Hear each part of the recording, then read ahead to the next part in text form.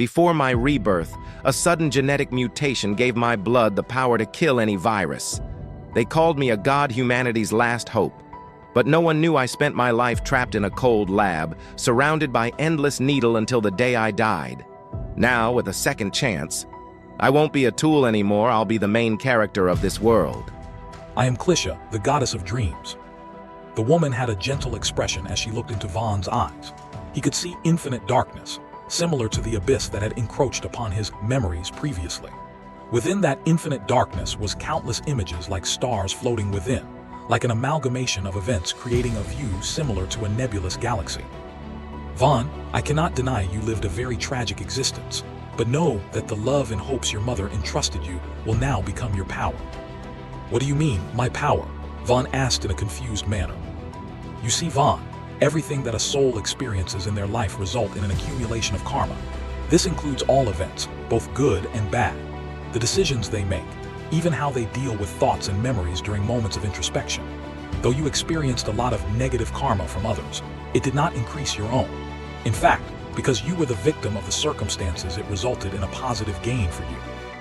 And I know it may have been the cause of your suffering, but your unique bloodline had resulted in a total of 1,317,042 total lives saved over the course of 14 years.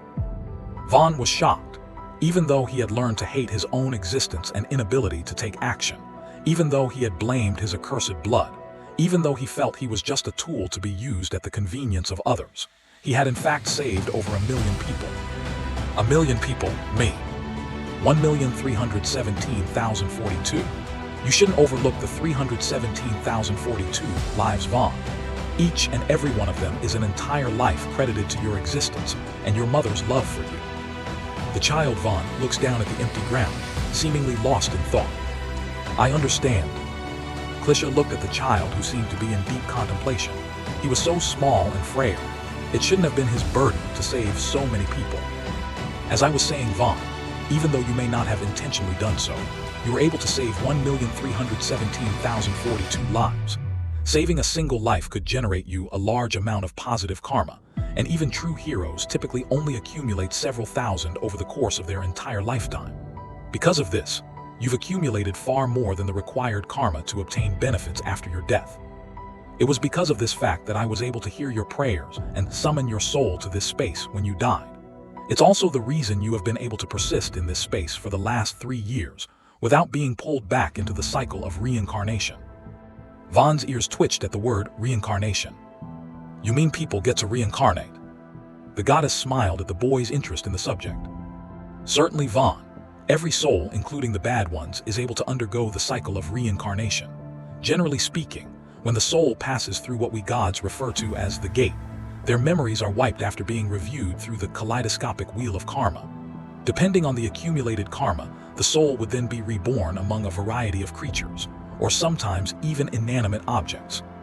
For those who have accumulated a lot of positive karma, such as heroes, saints, and other legendary figures, they are able to retain part of, if not all, of their memories. This sentence has a legendary amount of commas. The child's eyes seemed to light up somewhat, as he looked towards the goddess with expectation. You mean to say that I'll be able to be reincarnated and keep all of my memories? Indeed, Vaughn. In fact, because you accumulated so much positive karma, there are a variety of benefits you have access to. Benefits? He asked, confused at the goddess's words. Yes, you see, in most cases, the cycle of reincarnation happens automatically, as it is one of the fundamental principles governing the multiverse. It is only in very rare circumstances that a god or goddess personally oversees a soul going through the cycle. It requires the soul to have accumulated more karma than the grade of the soul being assessed. As you come from the mortal plane in the third dimensional web, you are graded as having a Tier 1 soul. Generally speaking, a Tier 1 soul cannot accumulate positive karma exceeding 100,000 points. And how much positive karma have I accumulated? Vaughn asked inquisitively. The goddess, Kilsha, showed her biggest smile, yet as the images in her eyes seemed to become more vibrant. 173,419,003. Vaughn was shocked. 173 million. I thought you said I only saved 1,317,042 lives. The goddess giggled with her hand covering her mouth. 5. That is indeed correct, Vaughn, and it's good that you're including the entire number when you speak. You see, even performing a simple act of kindness to someone can accumulate positive karma, so of course, saving a life would give you more. Ah, I see, yes, that makes sense. The goddess fixed her demeanor and continued. Certainly, and now let me explain the benefits I mentioned earlier. When a soul accumulates enough karma, they are given the opportunity to meet with a god-goddess before they reincarnate. Which god shows up depends on the desires of the soul, which in this case gives you me, Klisha, the goddess of dreams. Because you had a powerful dream and constantly prayed, your voice was able to reach me. Now I can use my power to grant you a wish and give you the opportunity to select various benefits before your reincarnation into the next life. So tell me, Vaughn, what is your wish?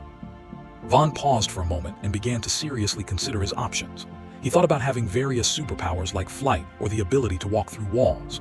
He thought about having an absolute strength or having the power to dominate others. As various thoughts went through his head, Vaughn realized that many of his desires reflected the negative experiences that he dealt with his entire life. He wanted abilities that allowed him to escape, abilities to punish the people that hurt him, abilities that would enable him to do whatever he wanted for the first time in his life.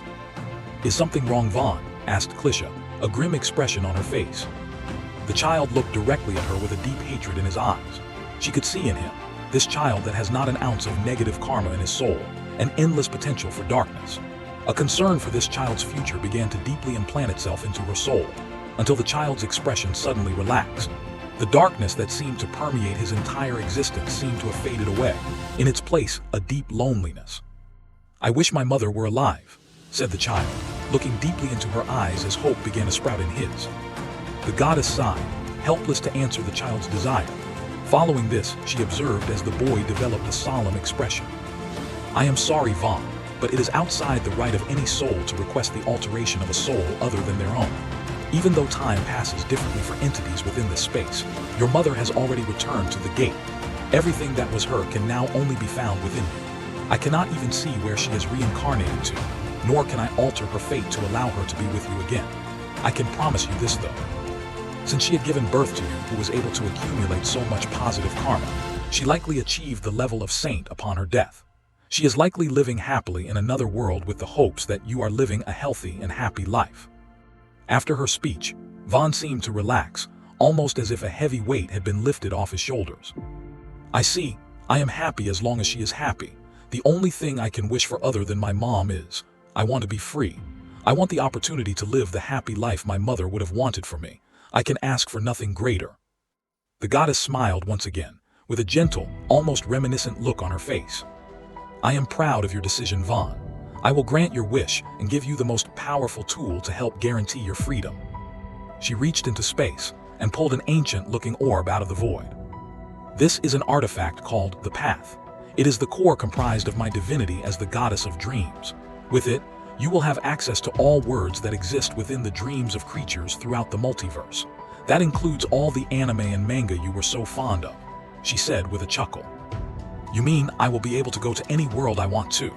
The boy could barely contain his excitement. Eventually, yes, but it will need time to grow alongside you. As you pass through various worlds, you will be able to accumulate strength. That strength will be transmitted into the Path and allow you more of the freedom you desire. One day, the Path may even take you to the very time and place your mother resides. Vaughn was awestruck and couldn't even breathe for a few minutes.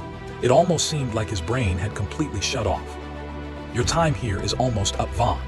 The reason I had broken you from your earlier reverie was because the time available before your soul forcefully reincarnated was approaching. I see, said Vaughn. Can I choose the world I reincarnate to? The goddess nodded in affirmation. You just need to place the Path into your heart. Once it merges with your soul, it will give you the power to choose your destiny. Vaughn took the orb and placed it on his chest. Upon contact, it seemed to dissolve into his body, and a warm feeling spread through his soul. Synchronizing with host, 1%, 37%, 100%. Initializing the Path in accordance with host's records, 1%, 19%, 90%, 100% asterisk ding asterisk, records verified. Please confirm records by thinking key phrase display records. Vaughn could hear an artificial voice speaking directly into his head. It was a very peculiar feeling unlike anything had ever experienced. Before he was able to inquire, The goddess Clisha interrupted his train of thoughts. Your time is up, Vaughn. You will now be taken to the space contained within the path. I pray you are able to find happiness in your journey. He was shocked at her sudden announcement, but before he was able to respond, detected host within *unspecified*, forcibly removing host to prevent dispersion of soul. And with that notification, Vaughn disappeared from the endless white void. Clisha stood silently staring into the space previously occupied by the child called Vaughn. She issued a silent prayer to gods greater than herself, hoping that his journey is able to heal the wounds within his heart.